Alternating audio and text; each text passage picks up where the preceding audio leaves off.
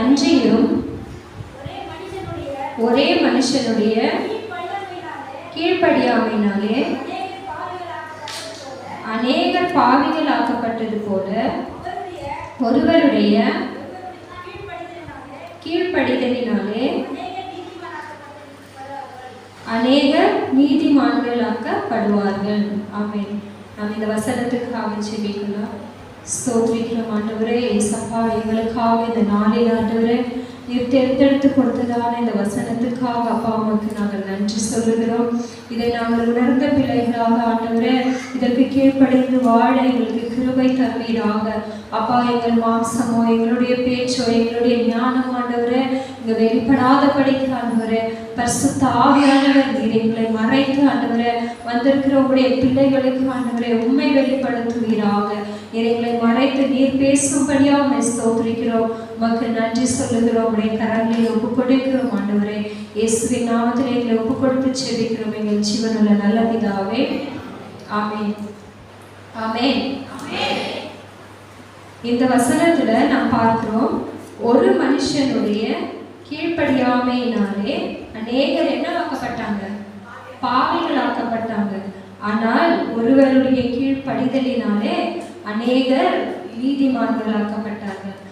நம்ம எல்லாருக்கும் தெரியும் ஒரு மனுஷன் யாருன்னு சொல்லுங்க. ஆதாம். அந்த ஒரு மனுஷன் யாருங்க? ஆதாம். ஆதாமுடைய முதலாவது அந்த மனுஷனுடைய பாவத்தினால அநேகர் என்ன ஆக்கப்பட்டார்கள்? பாவிகள் ஆக்கப்பட்டார்கள். அதை நம்ம திருப்பிக்கலாம். ஆதியாகமம் 2ஆம் அதிகாரம். அப்படியே என் கூடவே நீங்க வந்தாதான் உங்களுக்கு அப்படியே புரியும். ஆதியாகமம் 2ஆவது அதிகாரம் 16வது 17வது வசனத்தை நாம் வாசிக்கலாம். தேவனாகிய கர்த்தர் மனுஷனை நோக்கி, நீ தோட்டத்தில் உள்ள சகல விருட்சத்தின் கனிகளையும் புசிக்கவே புசிக்கலாம், ஆனாலும் நன்மை தீமை அறியத்தக்க விருட்சத்தின் கனியை புசிக்க வேண்டாம், அதை நீ புசிக்கும் நாளிலே சாகவே சாவாய் என்று கட்டளையிட்டார். என்ன சொல்றாருங்க? ஆதாமை பார்த்து தேவனாகிய கர்த்தர் என்ன சொல்றாருங்க? இந்த தோட்டத்துல உள்ள எல்லா விருட்சங்களையும் நீங்க என்ன பண்ணலாம்? விருட்சத்தின் கனியை நீங்க சாப்பிடலாம், ஆனா நன்மை தீமை அறியத்தக்கதான அந்த கனியை மாத்திரம் என்ன பண்ணக்கூடாது? நீங்க புசிக்க கூடாது, சாப்பிடக்கூடாது என்று ஆண்டவர் அங்க கட்டளை இடுகிறார்.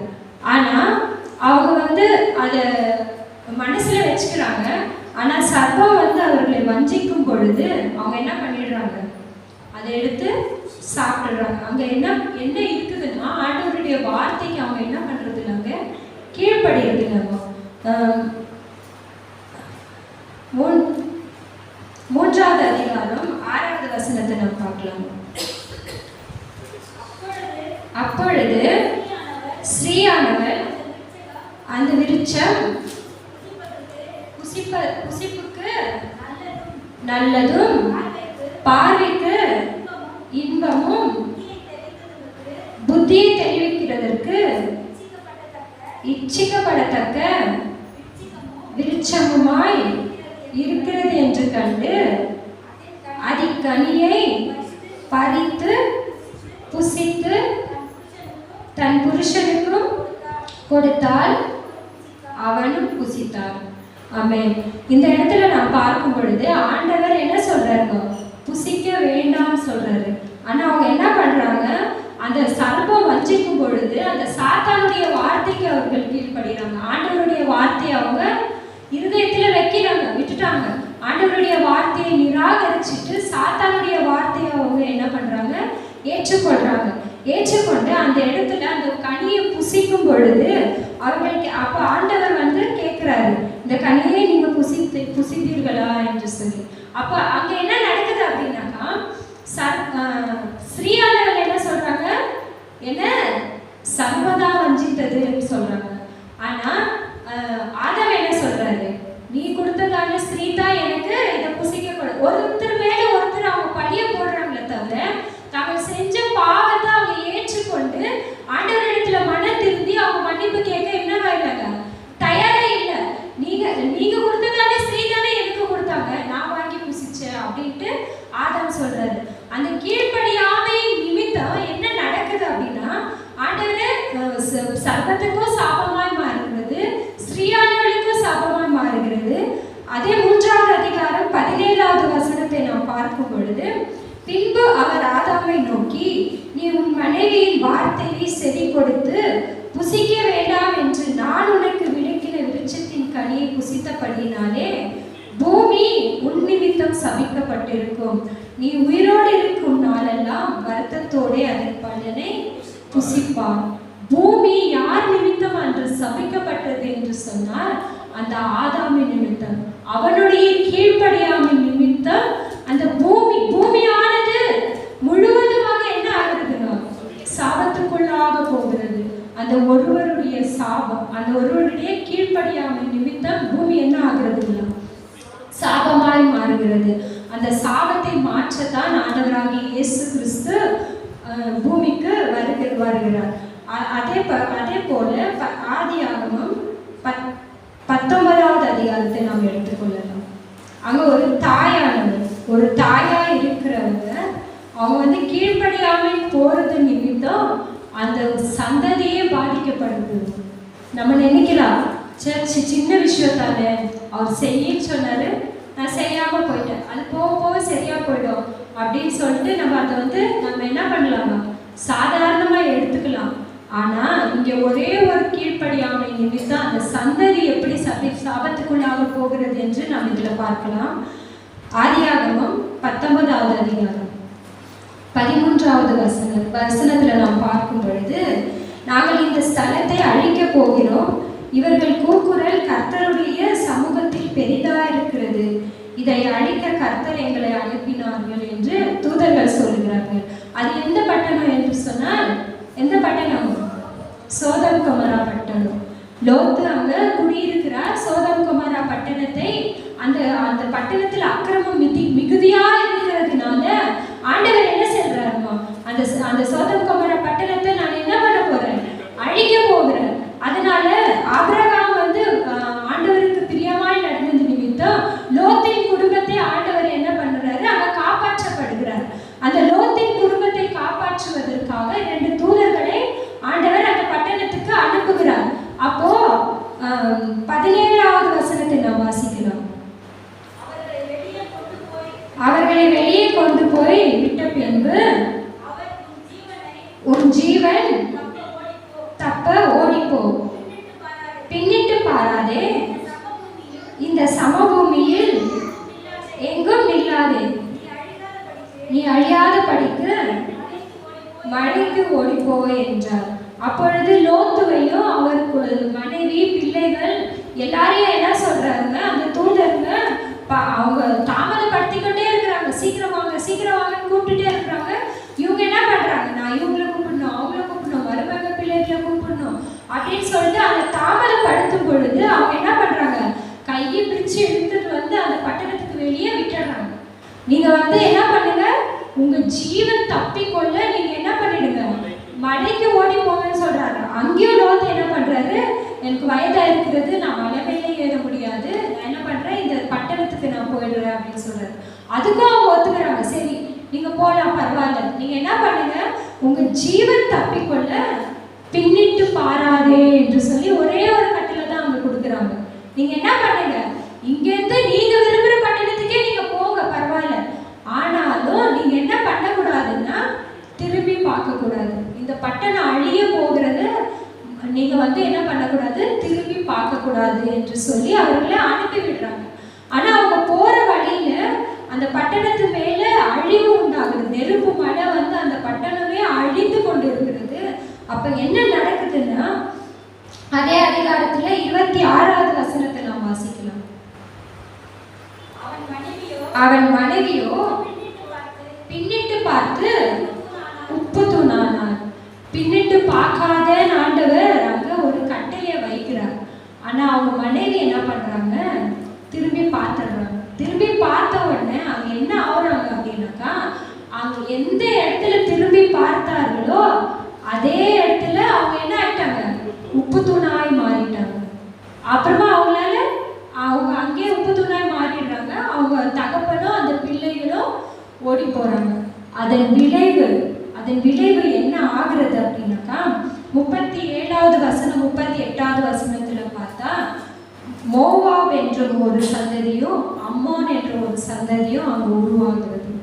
அந்த பிள்ளைகள் வந்து கெட்டு சீரழித்து அவங்க பிள்ளைகள் வந்து ஒரு துஷ்ட சந்ததி அங்க உருவாகிறதுக்கு அந்த தாயும் ஒரு காரணமா இருக்கிறாங்க.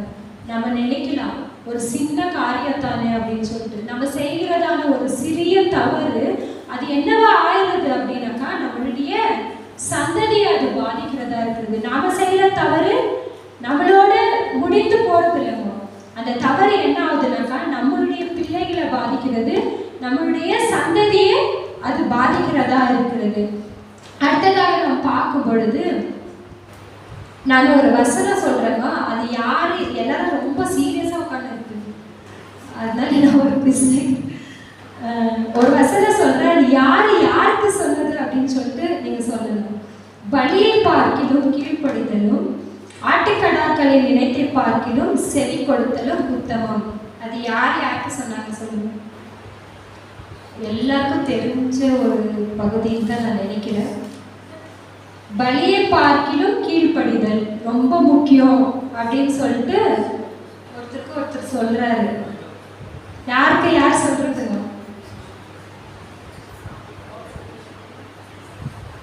யாருமா சொல்லுங்க, பேசுங்க, ரொம்ப சீரியஸா இருக்கீங்க.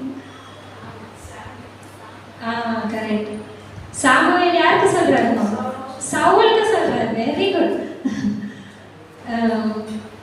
1 சாமுவேல் 15வது அதிகாரத்தை நாம் திருப்பிக்கலாம். சவுலை பார்த்து சாமுவேல் சொல்றாரு, தேவன் உனக்கு சொல்றார், இப்போது நீ போய் அமலேக்கியரை மனங்கடித்து அவனுக்கு உண்டான எல்லாவற்றையும் சங்கரித்து அவன் மேல் இரக்கம் வைக்காமல் புருஷரையும் ஸ்திரீகளையும் பிள்ளைகளையும் குழந்தைகளையும் மாடுகளையும் ஆடுகளையும் ஒட்டகங்களையும் கழுதைகளையும் கொன்று போட கடவா என்று சொன்னார். அங்க இருக்கிற அந்த அமலேக்கிய தேசத்துக்கு நீ போய் அந்த பட்டணத்துக்கு போய் அங்க இருக்கிற எல்லாத்தையும் என்ன பண்ணிடணும்? அழிச்சு போட்டுடணும். ஒண்ணு கூட என்ன இருக்கக்கூடாது. எல்லாம் லிஸ்ட் போட்டு சொல்றாரு.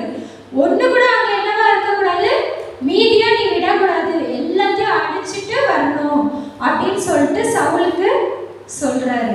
அப்ப சவுல் என்ன பண்றாரு? ஆமா சரி நான் போறேன். அவர் வந்து எப்படியா இருக்கிறாரு? அங்க ராஜாவா இருக்கிறார். அவர் கழுதியை தேடி போய் கொண்டிருந்தவர். அவரை கூப்பிட்டு ஆண்டவர் இஸ்ரவேல் தேசத்துக்கு என்னவாக்குறாரு?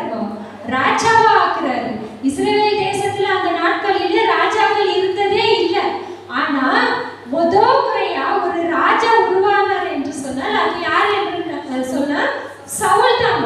அவர் எப்படியா இருந்தாருனாக்கா அவர் வந்து அவருடைய தகப்பனுடைய கழுதை காணாம போயிடுது.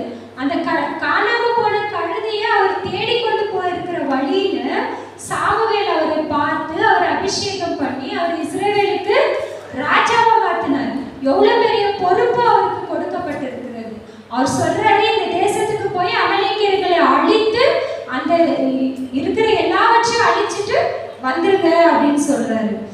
ஆனா சவுல் என்ன பண்றாரு பாருங்க. 9வது வசனத்தை நாம் படிக்கலாம். சவுலும் ஜனங்களும் ஆகாயையும் மாடுகளின் முதல் தரமானவைகளையும் இரண்டாம் தரமானவைகளையும் ஆட்டுக்குட்டிகளையும் நலமான எல்லாவற்றையும் அழித்து போட மனதில்லாமல் தப்ப வைத்து அற்பமானவைகளையும் உதவாதவையுமான சகல வஸ்துக்களையும் முற்றிலும் அழித்து போட்டான். அவன் என்ன பண்ணாங்க? முதல் தரம் இரண்டாம் தரம் நல்லா இருக்குது, இவ்வளோ காஸ்ட்லியா இருக்குது, இவ்வளோ நல்லா இருக்குது, இதை நான் எப்படி அழிக்கிறது? அவனோட புத்தி எங்க போச்சு பார்த்தீங்களா? ஃபர்ஸ்ட் எங்க இருந்தாலும் அங்கதான் இருக்குது. அவனை ராஜாவாக்கி அவனை உயர்த்தி, ஏங்க ஆண்டவருக்கு ராஜாவாய் உயர்த்தின ஆண்டவருக்கு இந்த சகலத்தையும் கொடுக்க அவரால் முடியாதுங்களா? முடியும். அவன் போய் எல்லாத்தையும் அழிச்சிட்டு வாழ்ந்ததுக்கு அவனுக்கு மனசு கேட்கல. ஐயோ இவ்வளோ நல்லா பொருளா இருக்குது, இவ்வளோ நல்லா இருக்குது, ஆடு மாடுகளாம் கொழுத்த கன்றுகளை போல இவ்வளோ நல்லா இருக்குது, இது எப்படி நான் அழிச்சு போடுறது அப்படின்னு சொல்லிட்டு என்ன பண்ணாங்க? நலமானதெல்லாம் எடுத்து வச்சுட்டு வந்துட்டாங்க. அற்பமானது ஒன்றுக்கும் உதவாதது எல்லாம் என்ன பண்ணிட்டாங்க? அங்கே முற்றிலும் அழிச்சு போட்டாங்களா? அதெல்லாம் தேவையே இல்லை, அப்படி அழிச்சு போட்டுட்டு வந்துட்டாங்க. 13வது வசனத்தை நாம் பார்க்கலாம். சாமுவேல் சவுலனிடத்தில் போனான். சவுல் அவனை நோக்கி, நீர் கர்த்தரால் ஆசீர்வதிக்கப்பட்டவர், கர்த்தருடைய வார்த்தையை நிறைவேற்றினேன் என்று சொன்னான். என்ன சொல்றாங்க? கர்த்தருடைய வார்த்தையை நிறைவேற்றினாங்களா? இல்ல, அந்த இடத்துல ஒரு பொய்ய சொல்றான்.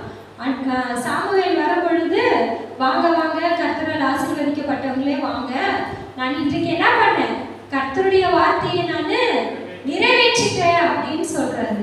அப்போ நம்ம வீட்டில் கூட பிள்ளைங்க அப்படித்தானே, எக்ஸாம்க்கு எல்லாம் படிச்சிட்டியா? படிச்சிட்டவா? எல்லாம் எழுதுனியா? எல்லாம் எழுதிட்டவா? எல்லாம் நல்லா எழுதிக்கிறேன், நல்ல மார்க் தான் வரும்மா. சரி சரி, பெற்றோர்கள் ஆமா ஆமா நம்ம பிள்ளை நல்லா படிச்சிருக்கு, நல்ல மார்க் எடுக்கும் அப்படின்னு நம்பிட்டு இருக்குவாங்க. ஆனா ரிசல்ட் வரும்போது தான் தெரியும் அவங்க எவ்வளவு படிச்சிருக்கிறாங்கன்ட்டு. அப்போ கூட என்ன சொல்லுவாங்க, நான் நல்லா தான் எழுதினா, அந்த டீச்சர் தான் ஏதோ பண்ணிக்கிறாங்க, பழையத்துக்கு யார் மேலே போட்டுடுவாங்க, டீச்சர். ஆனாலும் அவங்க செஞ்சு, ஆமா நான் படிக்கிற நேரத்தை நான் விளையாடிட்டு இருந்தேன், நான் ஃப்ரெண்ட்ஸு கூட பேசிட்டு இருந்தேன் அப்படின்னு சொல்லிட்டு என்ன பண்ண மாட்டாங்க, ஒத்துக்க மாட்டாங்க. அதே போல தான் இங்கே சவுல் சின்ன பிள்ளைத்தனமாக சொல்றாரு, நான் ஆண்டவர் செஞ்ச எல்லாவற்றையும் நான் நிறைவேற்றிட்டேன்னு சொல்றாரு. அதற்கு சாமுவேல் 14வது வசனத்தை பார்க்கலாம். அப்படியானால் என் காதுகளில் இருக்கிற ஆடுகளின் சத்தமும் எனக்கு கேட்கிற மாடுகளின் சத்தமும் என்ன என்றார். அவன் ஏதாவது பொருள் எடுத்துட்டு வந்திருந்தா என்ன பண்ணி மறைச்சு வச்சிருக்கலாம். ஆனா அவன் ஆடு மாடுகள் எல்லாம் முடிச்சுட்டு வச்சிருக்கிறான். அப்ப ஆடு மாடு சத்தம் போடாம இருக்குங்களா? சத்தம் போடுது. அப்ப அவர் கேட்கிறாரு, இது யாரோட சத்தம், எனக்கு காதுல கேட்குது இல்லையா அப்படின்னு கேட்கும்போது, அப்ப சவுல் ஒரு நல்ல பதில் சொல்றாரு. என்ன பதில் சொல்றாருன்னு பார்க்கலாம். 15வது வசனத்தை படிக்கலாம். யாராவது ஒருவர் படிங்க. அதற்கு சவுல், அமலேக்கியரிடத்திலிருந்து அவைகளை கொண்டு வந்தார்கள். ஜனங்கள் ஆடு மாடுகளின் நலவானவைகளை உம்முடைய தேவனாகிய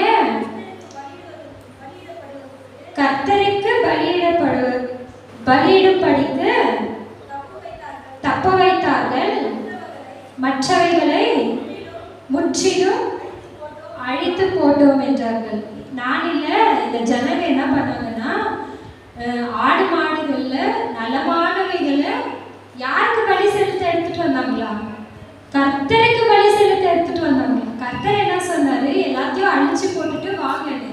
ஆனா நலமானதெல்லாம் எடுத்துட்டு வந்து வச்சுட்டு அவங்க சொல்ற காரணம் என்ன? நம்ம கூட இப்போ ஏதாவது ஒரு தப்பு செஞ்சுட்டாக்கா அந்த தப்பை நம்ம ஒத்துக்க மாட்டோம். ஆமா நான் செஞ்சது தப்பு தான், சொல்ற பேச்சு கேட்காம நான் இந்த காரியத்தை பண்ணதுனாலதான் எனக்கு இந்த காரியம் நேர்ந்ததுன்னு சொல்லிட்டு நம்ம என்ன பண்றது இல்லை, நம்மளுடைய பாவத்தை நம்மளுடைய தப்பை நம்ம ஒத்துக்கிறது இல்லை. அங்க கூட அவர் என்ன சொல்றாருன்னாக்கா, நான் இதெல்லாம் எடுத்துட்டு வந்தேன். எதுக்கு எடுத்துட்டு வந்தேன்னாக்கா, தேவனாகிய கர்த்தருக்கு நான் பலி செலுத்துறதுக்காக நான் எடுத்துட்டு வந்தேன் அப்படின்னு சொல்றாரு. அதே அதிகாரம் 11வது வசனத்தை நாம் பார்க்கும் பொழுது, நான் சவுலை ராஜாவாக்கினது எனக்கு மனஸ்தாபமா இருக்கிறது என்று யார் சொல்றாங்க? தேவன் சொல்றாரு. முதல் முறையா ஒரு நாட்டுக்கு ராஜாவாய் ஆண்டவர் நியமிச்சிருக்கிறார். அவருடைய கீழ்ப்படியாமையினால ஆண்டவர் அங்க என்ன சொல்றாரு அப்படின்னாக்கா, நான் சவுலை ராஜாவாய் ஆக்கினது எனக்கு எப்படி இருக்குங்களா, மனஸ்தாபமா இருக்கிறது என்று சொல்றார். அவர் அந்த பொறுப்புல அவர் என்ன இல்லைங்க, உண்மையா இல்லை. ஆண்டவர் நம்மளை கூட ஒரு பொறுப்புல வச்சிருக்கிறார். நம்ம ஒரு தாயாய் வைத்திருக்கிறார், நம்ம ஒரு தகப்பனாய் வைத்திருக்கிறார். நம்ம வயதாகி இருக்கலாம், ஆனா நம்மளுடைய பிள்ளைகள் பேர பிள்ளைகளுக்கு நம்ம ஒரு வழிகாட்டியா இருக்கணும். நம்மளை பார்த்து அவங்க நடக்கிறாங்க. சில பிள்ளைகள் பெற்றோரை, தகப்பனை, தாயை பார்த்து அவர்கள் வளர்கிறார்கள். நம்ம ஆபீஸ்ல வேலை செய்யும் போது கூட ஒரு பாஸா கூட இருக்கலாம். நான் பாஸ், நான் சொல்றதுதான் செய்யணும் அப்படின்னு சொல்லிட்டு நம்ம எல்லாரும் என்ன பண்ணக்கூடாதுங்க, அதிகாரம் பண்ணுங்க. ஆண்டவர் உங்களுக்காக ஒரு பொறுப்பை கொடுத்து உங்களுக்கு கீழே அத்தனை பேரை கொடுத்துருக்கிறாரு. ஒரு டீச்சரா இருக்கலாம், உங்களுக்கு கீழே என்ன பண்றாரு, இத்தனை பிள்ளைகளை கொடுத்துருக்கிறாரு. ஒரு வருஷம் முழுவதும் அந்த பிள்ளைகள் உங்க கையில இருக்கிறாங்க. அப்ப அந்த பொறுப்புல நம்ம எப்படியா இருக்கணும்னாக்கா உண்மையா இருக்கணும். அப்போ ஆண்டவருக்கு சிலர் சொல்றதை நம்ம கேட்டிருக்கலாம், இவ்வளவு நல்ல பெற்றோருக்கு இப்படி ஒரு பையனா, ஒரே ஒரு பையன் தான், அவன் தாறுமாறான வழியில நடக்கல. ஒரே ஒரு பொண்ணு தான், அவங்க தாறுமாறான பெற்றோர் எவ்வளவோ சொல்லலாம், ஆனா அவங்க கீழ்ப்படியாம போகும்பொழுது இந்த மாதிரி பெற்றோருக்கு இப்படி ஒரு பிள்ளையா என்று மற்றவர்கள் தூஷிக்கத்தக்கதாக அந்த காரியத்தை அவர்கள் செய்கிறார்கள். அப்பொழுது நம்மளுக்கு கொடுத்த பொறுப்புல நம்ம எப்படி இருக்கணும் அப்படின்னாக்கா உண்மையா இருக்கணும். அப்போ அவ அந்த தப்பை செஞ்சதுனால ஆண்டவர் அவருக்கு என்ன சொல்றாரு அப்படின்னு நான் பார்க்கும் பொழுது 22வது வசனம் 23வது வசனத்தை நாம் வாசிக்கிறோம். அதற்கு சாமுவேல், கர்த்தருடைய சத்தத்திற்கு கீழ்ப்படுகிறதை பார்க்கிலும் சர்வாங்க தகன பலிகளும் கர்த்தருக்கு பிரியமா இருக்கிறோமோ, பலியை பார்க்கிலும் கீழ்ப்படிதலும் ஆட்டுக்கடாக்களை நினைத்தை பார்க்கிலும் செவி கொடுத்தலும் உத்தமம். நீ பலிக்காக நீ எல்லாத்தையும் எடுத்துட்டு வந்ததுன்னு சொன்ன, ஆனா இந்த பலியை பார்க்கிலும் என்ன முக்கியம்? ஆண்டவருடைய பார்வைக்கு கீழ்ப்படிதல் தான் முக்கியம். நம்ம கொடுக்கிற காணிக்கையோ, நம்ம செய்கிற ஊழியமோ, நம்ம செய்கிற ஆண்டவருக்காக நான் இதையெல்லாம் செஞ்சேன், ஆண்டவருக்காக நான் இதையெல்லாம் நான் தியாகம் பண்ணேன் என்று சொல்கிறத பார்க்கிறோம். ஆண்டவருடைய வசனத்துக்கு கீழ்ப்படுகிறது தான் என்னங்க முக்கியமா இருக்கிறது. ரெண்டகம் பண்ணுதல் பில்லி சொல்லிய பாவத்துக்கும் முரட்டாட்டம் பண்ணுதல் அவபக்திக்கும் விக்கிர ஆராதனைக்கும் சரியா இருக்கிறது. நீ கர்த்தருடைய வார்த்தையை புறக்கணித்தபடினால் அவர் உன்னை ராஜாவா இராதபடிக்கு புறக்கணித்து தள்ளினார். அங்க சவுலுக்கு என்ன ஆண்டவர் சொல்றாருன்னா, நீ ஆண்டவருடைய வார்த்தை என்ன பண்ணல, ஏற்றுக்கொள்ள, அவருடைய வார்த்தைக்கு நீ என்ன பண்ணல, கீழ்ப்படியல. கீழ்ப்படியாததினால உன்னை ராஜாவா ஏற்படுத்தின ஆண்டவரே என்ன பண்றாரு, உன்னை ராஜாவா இராதபடிக்கு அவர் புறக்கணித்து தள்ளினார். அங்கேயே அவருடைய ராஜபாரம் ஆண்டவர் என்ன பண்றாரு, முற்றுப்புள்ளி வச்சிட்டாரு. அப்புறமா ஆண்டவருக்கு ஏற்றதான, ஆண்டவருடைய இருதயத்துக்கு ஏற்றதான ஒரு ராஜாவை கொண்டு வருகிறார். அதுதான் யாரு, தாவீது ராஜாவை அவர் கொண்டு வருகிறார். அப்படியே நம்ம யோனா தீர்க்கதரிசியின் புத்தகத்தை நம்ம எடுத்துக்கொள்ளலாம்.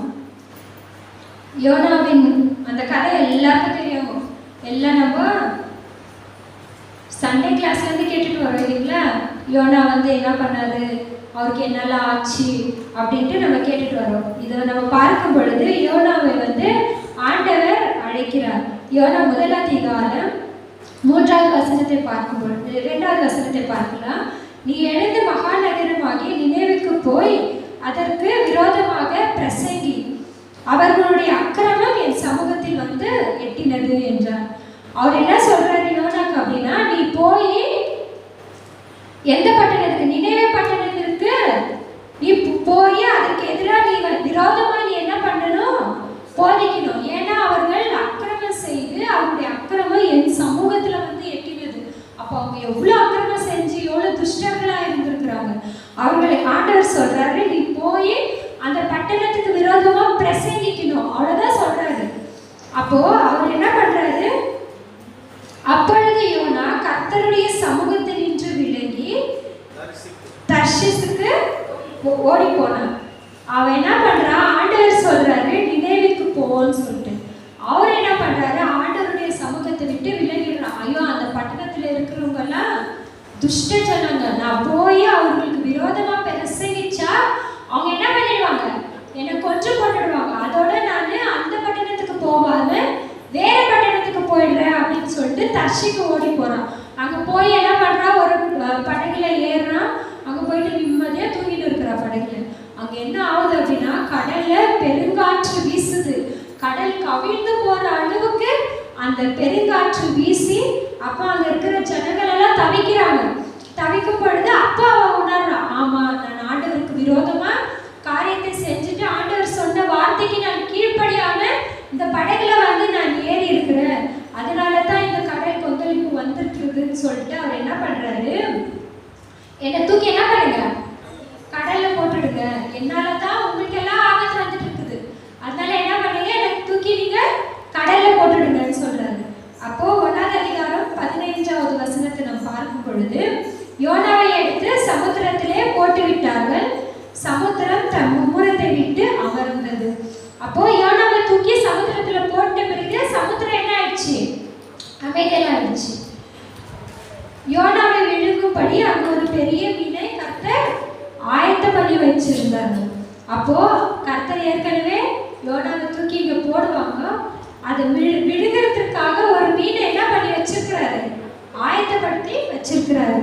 அப்போ 2வது அதிகாரம் 1வது வசனத்துல பார்க்கும் பொழுது அந்த மீன் வயிற்றில் இருந்து யோனா தேவனை நோக்கி என்ன பண்றாங்க, விண்ணப்பம் பண்றாங்க. எப்போ நெருக்கம் வருதோ அப்பதான் தேவனை நோக்கி ஆண்டவர் சொல்றாரு, நீ இந்த பட்டணத்துக்கு போப்பா, அங்க நீ பிரசங்கி அப்படின்னு சொல்றாரு. ஆனா அவரு தன்னுடைய இஷ்டத்தை அவங்க வெளிப்படுத்துறாரு. ஆண்டவருடைய வார்த்தையை கேட்க கீழ்ப்படிய அவர் அங்க விருப்பம் இல்லை. அப்ப 2வது வசனத்துல பார்க்கும் பொழுது, என் நெருக்கத்திலே நான் கர்த்தரை நோக்கி கூப்பிட்டேன், அவர் எனக்கு உத்தரவளினார் என்று சொல்றாரு. அவருக்கு எப்ப நெருக்கம் வந்துச்சுன்னு பார்க்கும் பொழுது, எப்ப நெருக்கம் வருதுமா,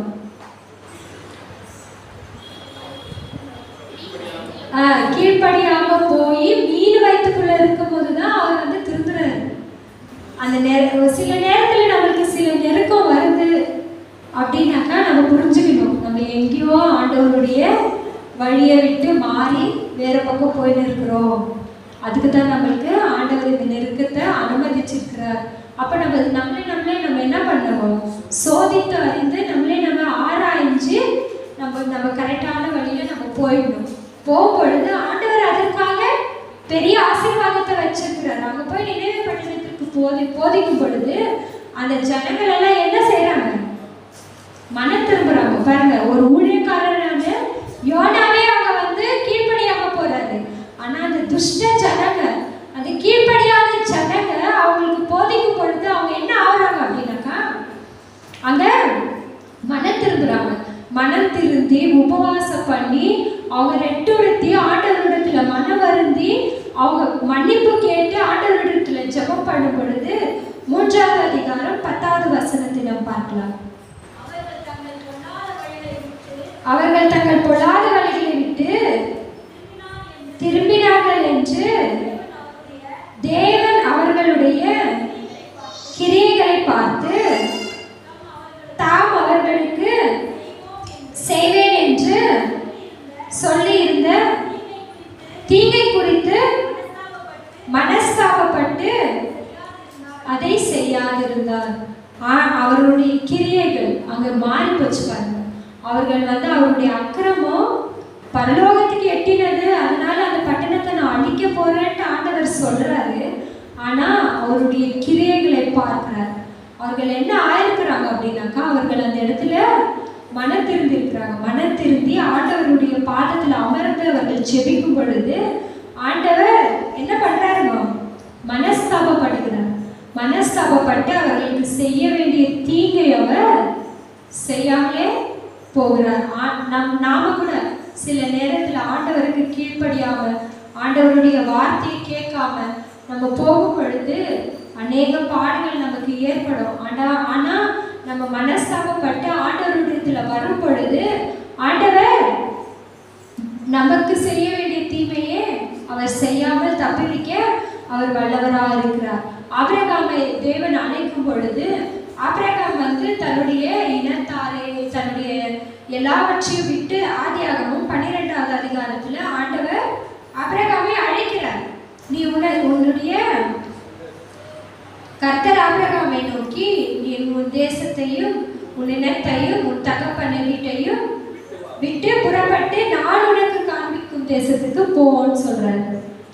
அவர் சொன்ன மாத்திரத்துல ஆபிரகாம் எதுவுமே யோசிக்கிறதில்லை. நான் எப்படி என்னுடைய இனத்தை விட்டு போவேன், என் தேசத்தை விட்டு போவேன், நான் செய்திருக்கிற தொழிலை எப்படி விட்டு போவேன், அவர் எதுவுமே யோசிக்கிறதில்லை. அவர் என்ன செய்யறாரு அப்படின்னா, ஆண்டவர் சொல்றதான ஒரே ஒரு வார்த்தைக்கு அவர் கீழ்ப்படிந்து 4வது வசனத்துல பார்க்கும் பொழுது கர்த்தர் ஆபிரகாமுக்கு சொன்னபடியே அவர் புறப்பட்டு போனார். கர்த்தர் சொன்னார், அவ்வளவுதான். கர்த்தர் சொன்னார், அவர் புறப்பட்டு போயிட்டார். ஆனா அவர் புறப்பட்டு போனார், சரிங்களா? அவர் ஆபிரகாம் ஆண்டவர் ஆசீர்வதிச்சார்களா இல்ல? சொல்லுங்க. ஆசீர்வதிச்சார். ஆதியாகமம் 17வது அதிகாரம் 5வது வசனத்தை பார்க்கலாம். இனி உன் பேர் ஆபிரகாம் எனப்படாமல் நான் உன்னை திரளான ஜாதிக்கு தகப்பனாக ஏற்படுத்தினபடியால் உன் பேர் ஆபிரகாம் என்னப்படும். அவர் என்ன பண்ணாருனோ ஆண்டவர் திரளான ஜாதிகளுக்கு அவரை என்னவா வச்சாரு? தகப்பனா வச்சார். ஆபிரகாம் எல்லா ஆஸ்திகளையும் உடைய சீமானாய் இருந்தான் என்று வசனம் சொல்லுகிறது. அவருக்கு எல்லாவற்றையும் கொடுத்தார். அவரை சகல ஜாதிகளுக்கு அவர் என்னவா ஆனாருமோ தகப்பனானார். அதுக்கு பின்னாடி வர எல்லா சந்ததிக்கும் யார் தகப்பன்? ஆபிரகாம் தகப்பன். எப்படியா ஆபிரகாம் ஆண்டவர் ஆபிரகாமை எதற்காக உயர்த்தினார் என்று சொன்னால், ஆண்டவர் சொன்னதான அந்த ஒரு வார்த்தைக்கு அவர் கீழ்ப்படிந்து போனதுனால. நம்ம மரியாதை பார்க்கிறோம் அல்லவா? மரியாதை பார்க்கும் பொழுது தூதர் வந்து சொல்றாரு, சொல்லுபட்டு அவங்க என்ன சொல்றாங்க? இதோ ஆண்டவருக்கு நான் அடிமை, அவர் சொன்ன வார்த்தையின்படியே எனக்கு ஆகட்டும் என்று சொல்லி அவங்க தங்களையே ஒப்பு கொடுத்தாங்க. அந்த காலத்துல அநேகர் காட்சி கொண்டிருந்தார்கள். மெஸ்ஸியா வந்து என்னுடைய வயிற்றுல பிறக்குவாரு அப்படின்னு சொல்லிட்டு. ஆனால் மரியாதை ஆண்டவர் எதற்கு தேர்ந்தெடுத்தார் என்றால், அவர் ஆண்டவருக்கு கீழ்ப்படிந்ததினால. ஆண்டவருக்கு கீழ்ப்படிந்ததினால ஆண்டவரே வந்து அவங்க வயிற்றுல வந்து பிறக்கிறதுக்கு ஆண்டவர் ஒரு பாத்திரமாக அவர்களை பயன்படுத்தினார் என்றால் அது அவருடைய கீழ்ப்படிதலினாலே. அதே போல யோவான் 2ஆம் அதிகாரத்துல பார்க்கிறோம் இல்லைங்களா? கானா ஊர் கல்யாணம், அது எல்லாருக்கும் தெரிஞ்ச விஷயம் தாங்க. நான் அப்படியே ஊர்ல சொல்லிடுறேன். அப்போ அந்த வேலைக்காரர்களை பார்த்து அவர் என்ன சொல்றாரோ அதன்படி நீங்க செய்யுங்க அப்படின்னு சொல்லிட்டு சொல்லிடுறாரு. அப்போ அவர் என்ன சொன்னாருங்க? என்ன சொன்னாருங்க ஆண்டவர் வேலைக்காரர்களை பார்த்து? அந்த ஜாடியில என்ன பண்ணுங்க, தண்ணியை ரொப்புங்கன்னு சொன்னாரு. அவங்க என்ன பண்ணிட்டாங்க? ரொப்பிட்டாங்க. திரும்பி என்ன சொல்றாரு? எத்தனை பண்ணி எனக்கு கொடுங்கன்னு சொல்றாரு. நீங்க நாங்க என்ன செஞ்சிருப்போமா? இதுல தண்ணியை ரொப்புங்கன்னு சொன்னா ரொப்பிடலாம். திரும்பி எடுத்துட்டு போயிட்டு எல்லாருக்கும் கொடுங்கன்னு சொல்றாரு. அப்ப நம்ம கேள்வி கேட்டிருப்போம்ல, ஆண்டவரே அது வந்து கால் கழுவுற ஜாடி, அதுல தண்ணி ரொப்பி வச்சிருக்கீங்க, இதை எடுத்துட்டு போயிட்டு விருந்துக்கு வந்தவங்களுக்கெல்லாம் கொடுன்னு சொல்றீங்களே, எப்படி ஆண்டவரே? நம்ம கேட்டிருப்போமா? கேட்டிருக்க மாட்டோமா? நம்ம எல்லாம் ரொம்ப புத்திசாலிங்க தானே. அப்போ கேட்டிருப்போம். ஆனா அவங்க எல்லாம் என்ன சொன்னாங்க? இல்ல அவங்க ஆண்டவர் சொன்ன வார்த்தைப்படியே செஞ்சாங்க. எடுத்துட்டு போய் கொடுத்தாங்க. அது என்னவா மாறிடுச்சு? திராட்சை ரசமா. அது சாதாரண திராட்சை ரசம் இல்லைங்க, ருசியுள்ள திராட்சை ரசமா ஆண்டவர் அதை என்ன பண்ணிட்டாரு? மாத்திட்டாரு. அப்ப ஆண்டவருக்கு கீழ்ப்படியும் பொழுது நம்முடைய வாழ்க்கை எப்படி இருக்கும் அப்படின்னாக்கா, அநேகருக்கு பிரயோஜனமுள்ள வாழ்க்கையா ஆண்டவர் மாற்றுவார். யாக்கோபு 4ஆவது அதிகாரம் 7வது வசனத்தை நாம் வாசிக்கிறோம். யாக்கோபு 4வது அதிகாரம் 7வது வசனம். இந்த வசனம் என்ன சொல்லுகிறது? ஆகையால் தேவனுக்கு கீழ்ப்படிந்திருங்கள், பிசாசுக்கு எதிர்த்து நில்லுங்கள், அப்பொழுது அவன் உங்களை விட்டு ஓடி போகும். சாத்தானுடைய பேச்சை கேட்டுனே இருந்தாங்க. சாத்தான் என்ன பண்ணுவாங்க? நம்ம பக்கத்திலேயே அழகா சேர் போட்டுட்டு உட்காந்துருவோம். பரவாயில்லப்பா, நான் சொல்ற பேச்செல்லாம் இந்த பிள்ளை கேட்குது, அதனால நான் சொல்லிட்டே இருக்கிறேன், அந்த பிள்ளை கேட்டுட்டே இருக்கும்னு சொல்லிட்டு.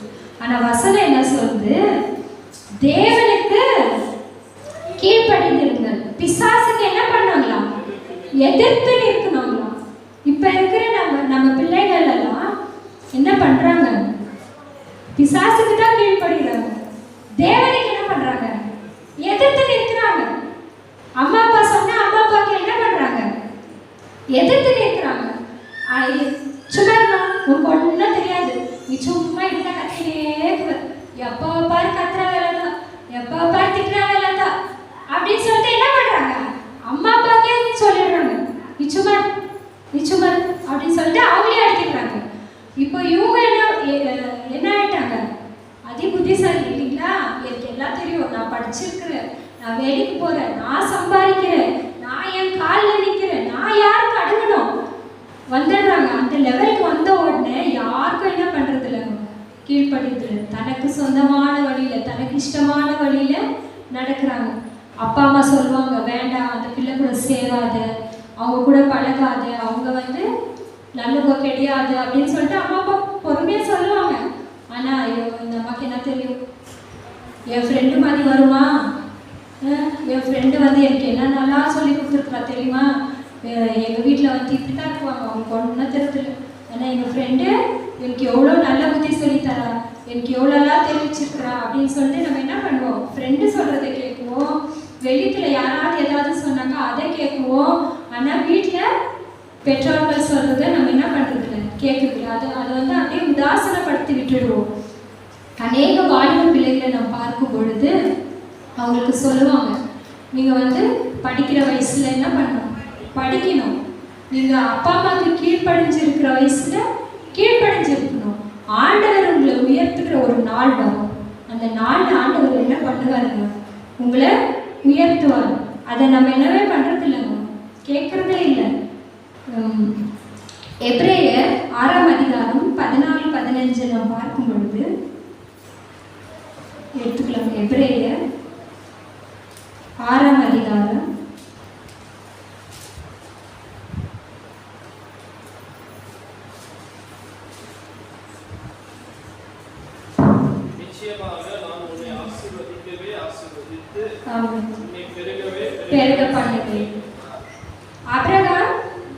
15வது வசனத்தில்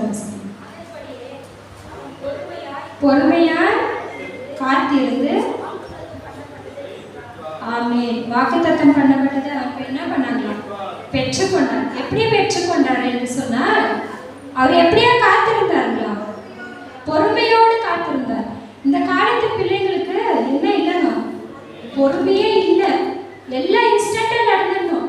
2 minutes மேகி மாதிரி இல்லைங்களா, இன்ஸ்டன்ட் காஃபி இப்படி கலக்கணும்னா அப்படியே குடிச்சிடணும், இப்படி போட்டோம்னா அப்படியே சாப்பிடணும். ஃபாஸ்ட் ஃபுட் மாதிரி எல்லா வாழ்க்கை அதே மாதிரி தான். உங்கள் வாழ்க்கை என்ன ஆகிடும், ஃபாஸ்ட்டாக நடந்து ஃபாஸ்ட்டாக முடிஞ்சிடும் இல்லைங்களா. பொறுமையாக காத்திருந்த அபிரகாமுக்கு ஆண்டவர் வாக்குத்தத்தம் பண்ணாரு. ஆனால் அவர் எப்படி காத்திருந்தாருங்களா, பொறுமையாக காத்திருந்தார். பொறுமையாக காத்திருந்து ஆண்டவர் அவருக்கு சொன்ன வாக்குத்தத்தத்தை எல்லாவற்றையும் அவர் என்ன பண்ணாரு, பெற்றுக்கொண்டார். 1 பேதுரு 5ஆம் அதிகாரம் 5வது வசனம் 6வது வசனத்தை நாம் பார்க்கலாம். அந்தபடியே இளைஞர்களே மூப்பருக்கு கீழ்ப்படிந்திருங்கள். நீங்கள் எல்லாரும் ஒருவருக்கொருவர் கீழ்ப்படிந்து மனத்தாழ்மையை அணிந்து கொள்ளுங்கள். பொறுமையுள்ளவர்களுக்கு பெருமையுள்ளவர்களுக்கு தேவன் எதிர்த்து நிற்கிறார், தாழ்மையுள்ளவர்களுக்கோ கிருபை அளிக்கிறார். 6வது வசனம் பார்க்கலாம். ஆகையால் ஏற்ற காலத்திலே தேவன் உங்களை உயர்த்தும்படிக்கு அவருடைய பலத்த கைக்குள் அடங்கி இருங்கள். இளைஞர்களே யாருக்கு கீழ்ப்படித்திருக்கிறாங்களா, மூப்பர்களுக்கு. உங்களுடைய உங்களை விட வயதாகி அவங்க அனுபவம் பற்றிருக்குவாங்க. அவங்க சொல்ற வார்த்தைக்கு நீங்க என்ன பண்ணணுங்களா, கீழ்ப்படியணும். பெருமை உள்ளவர்களுக்கு தேவன் எதிர்த்து இருக்கிறார். ஒரு லெவலுக்கு வந்தவொடனே அவங்களுக்கு வரும் பாருங்க ஒரு பெருமை இல்லைங்களா. ஒரு அப்பதான் வேலைக்கு போயிருக்குவாங்க, நல்ல ஒரு காசு ஒரு பணம் சம்பாதனை பாக்கெட்ல அக்கௌண்ட்ல வந்துருச்சுன்னா அவங்கள என்ன பண்ண முடியாது, கையிலே பிடிக்க முடியாது. அவங்க எல்லா ஸ்டைல் மாறிடும், பேச்சு மாறிடும். தமிழ் சின்ன குழந்தையிலேருந்து தமிழ் தான் பேசியிருப்பாங்க. ஆனால் இப்போ அவங்களுக்கு தமிழே பேச வராது, எல்லாம் வளவட தொடத்தெல்லாம் பேசுவாங்க. அவங்களுடைய எல்லா பேச்சு மாறிடும், உடை மாறிடும், ஸ்டைல் மாறிடும், எல்லாமே மாறிடும். ஆனால் இங்கே வசனம் என்ன சொல்றதுன்னா, ஏற்ற காலத்திலே தேவன் உங்களை உயர்த்தும்படிக்கு அவருடைய பலத்த கரங்களுக்குள்ளாக நம்ம என்ன பண்ணணுமா, அடங்கி இருக்கணும். படிக்கிற காலத்துல நம்ம என்ன பண்ணணும், படிக்கணும். ஆண்டவருக்கு நம்ம கீழ்ப்படியணும். ஆண்டவருடைய வார்த்தைக்கு நம்ம அடங்கி இருக்கணும். அடங்கி இருக்கும் பொழுது ஆண்டவர் என்ன செய்வாரோ, ஏற்ற காலத்துல நம்மளை உயர்த்துவார். நம்ம வந்து நம்மளுக்காகவே நம்ம ஒருத்தரை தேர்ந்தெடுத்துட்டு போயிடக்கூடாது. படிக்கிற வயசுல அவன் நமக்கு செட் ஆவாங்களா, இவங்க நம்மளுக்கு செட் ஆவாங்க, அப்படியெல்லாம் நம்ம தேர்ந்தெடுக்க. படிக்கிற நேரத்துல படிங்க, உங்களுக்கு செட் ஆகிற நேரத்துல ஆண்டவர் கரெக்டா என்ன பண்ணுவாரு, அந்த நேரத்துல உங்களுக்குரிய பிள்ளைய ஆண்டவர் கொண்டு வந்து சேர்ப்பார். அது வரைக்கும் நீங்க என்ன பண்ணணும், பொறுமையோட ஆண்டவருடைய பலத்த கருத்துக்குள்ளாக நம்ம என்ன பண்ணணும், அடங்கி இருக்கணும். தாய் தகப்பனுக்கு கீழ் கீழ்ப்படியணும்.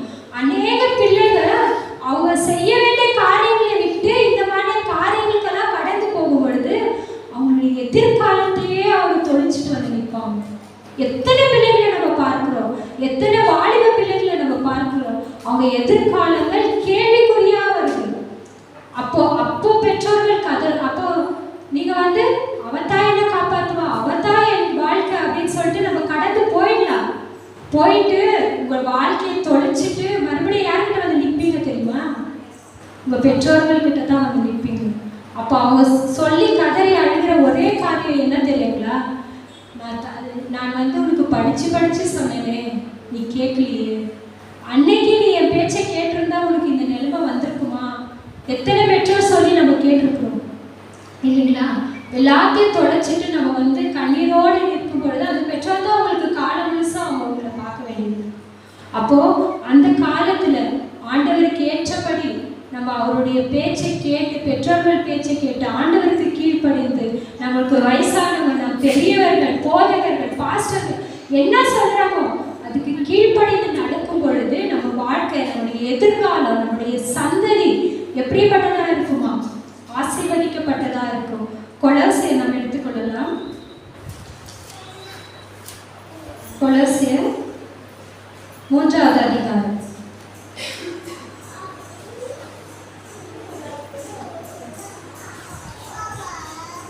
மூன்றாவது அதிகாரம் 18வது வசனம்.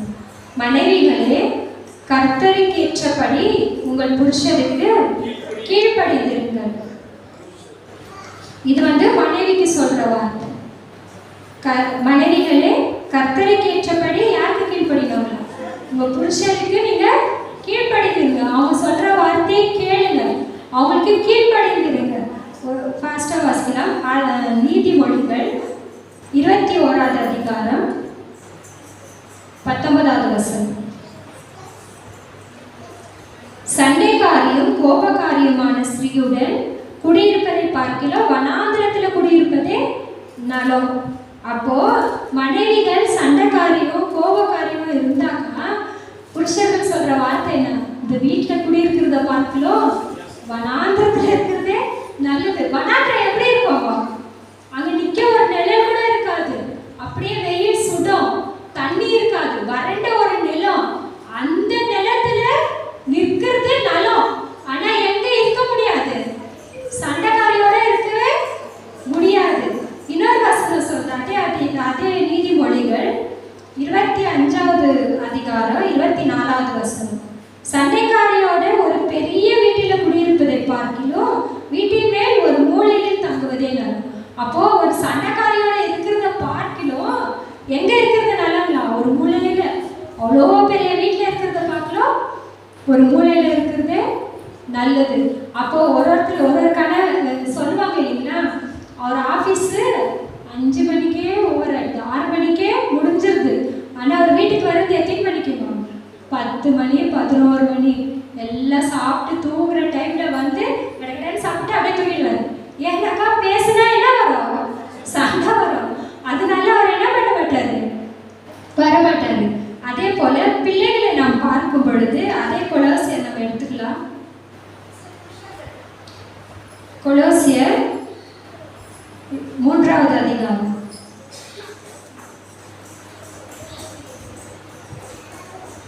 20வது வசனம் பார்க்கீங்க. என்ன படிங்க? பிள்ளைகளே, உங்கள் பெற்றோருக்கு எல்லா காரியத்திலும் கீழ்ப்படிந்திருங்கள், இது கர்த்தருக்கு பிரியமானது. பிள்ளைகள் பெற்றோருக்கு கீழ்ப்படுகிறது கர்த்தருக்கு என்னவா இருக்குதுங்களா? பிரியமா இருக்கிறதா? லூக்கா 2வது அதிகாரம் நான் அப்படியே சொல்லிடுறேங்க. லூக்கா 2ஆம் அதிகாரம் 51வது வசனத்தை நாம் பார்க்கும் பொழுது நம்முடைய ஆண்டவராகிய இயேசு கிறிஸ்து போய் என்ன பண்ணாருங்களா? பெற்றோருக்கு கீழ்ப்படிந்திருந்தார். ஆண்டவராகிய இயேசு கிறிஸ்துவே பெற்றோருக்கு கீழ்ப்படிந்து அவருடைய நேரம் வரும் வரைக்கும் அவர் ஆண்டவருக்கு பெற்றோருக்கு கீழ்ப்படிந்து இருக்கும் பொழுது நாமெல்லாம் ஏமாத்துறோம் இல்லைங்களா? நம்ம கீழ்ப்படிய முடியுமா? முடியாதுங்களா? முடியும். சர்வலோகத்தை உண்டாக்கின ஆண்டவரே பூமிக்கு வர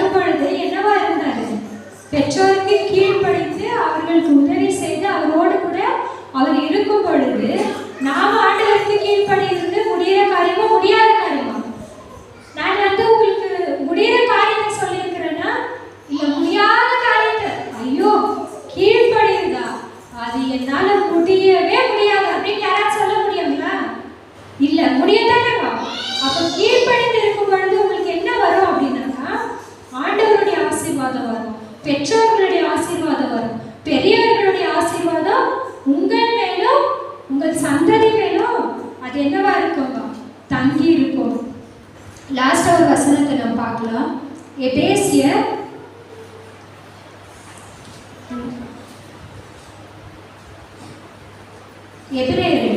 எபிரேயர் 5வது அதிகாரம் 8-9.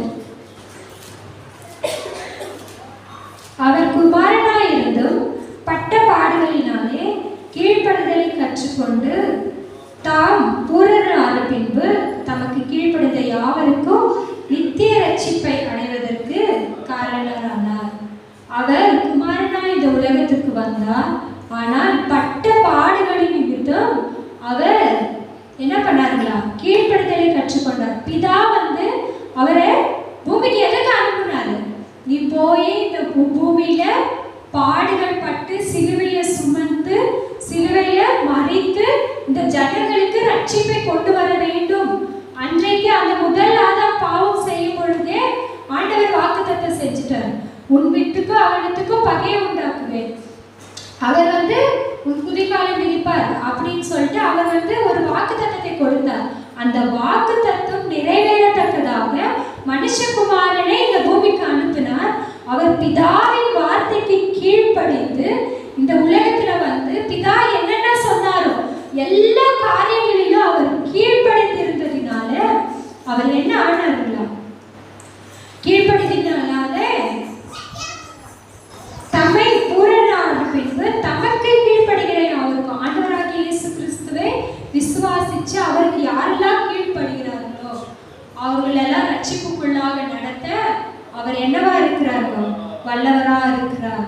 இந்த வசனங்கள் எல்லாம் நம் மனதில் வைத்துக்கொண்டு நாம் ஆண்டவரே இந்த உலகத்திற்கு பெற்றோருக்கு கீழ்ப்படிந்து அவருடைய பிதாவுடைய வார்த்தைக்கு கீழ்ப்படிந்து அவர் நடந்திருப்பாரானால் நாமெல்லாம் ஏமாத்திரமோ ஆண்டவரே நான் என்னுடைய வாழ்க்கையில எதிரியாகிலும் ஆண்டவரை கீழ்ப்படியாம இருந்திருந்தா இந்த நேரத்துல என்னை உயர்த்துவேன். நான் இந்த நிலைமைக்கு இருக்கிறதுக்கு காரணம் ஒருவேளை என்னுடைய கீழ்ப்படியாம இருக்கலாம், என்னுடைய தாய் தகவனுடைய கீழ்ப்படியாமையா இருக்கலாம், என்னுடைய மூப்பர்கள் செஞ்ச முதியவர்கள் செஞ்ச கீழ்ப்படியாம இருக்கலாம்.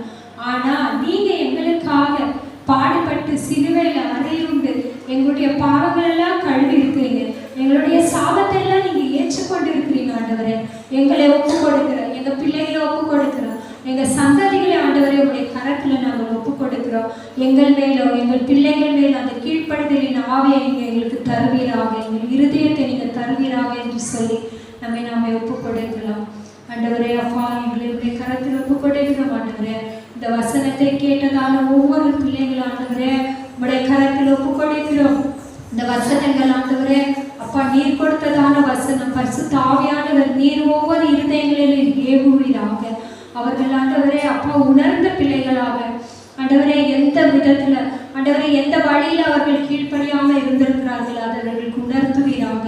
பிள்ளைகளை வாலிப பிள்ளைகளை உடைய கரத்தில் ஒப்பு கொடுக்கிறோம். ஆண்டவரே பெற்றோர்களுக்கு ஆண்டவரே அப்பா பெரியவர்களுக்கு கீழ்ப்படிந்த ஆண்டவரே அப்பா உடைய பாதையில் நடக்கிற பிள்ளைகளாக அவர் இருதயங்களில் நீங்க பேசும்படியாக ஸ்தோத்திரிக்கிறோம். இந்த வசனங்கள் வெறுமையாய் திரும்பாத படிக்க 30, 60, 100 பலன் கொடுக்க நீங்க கிருபை தருவீராக. உடைய கரங்களில முற்றிலுமாக ஒப்பு கொடுக்கிறோம். ஆசீர்வதிங்க, உயர்த்துங்க. இயேசுவின் நாமத்தில் ஜெபிக்கிறோம் பிதாவே.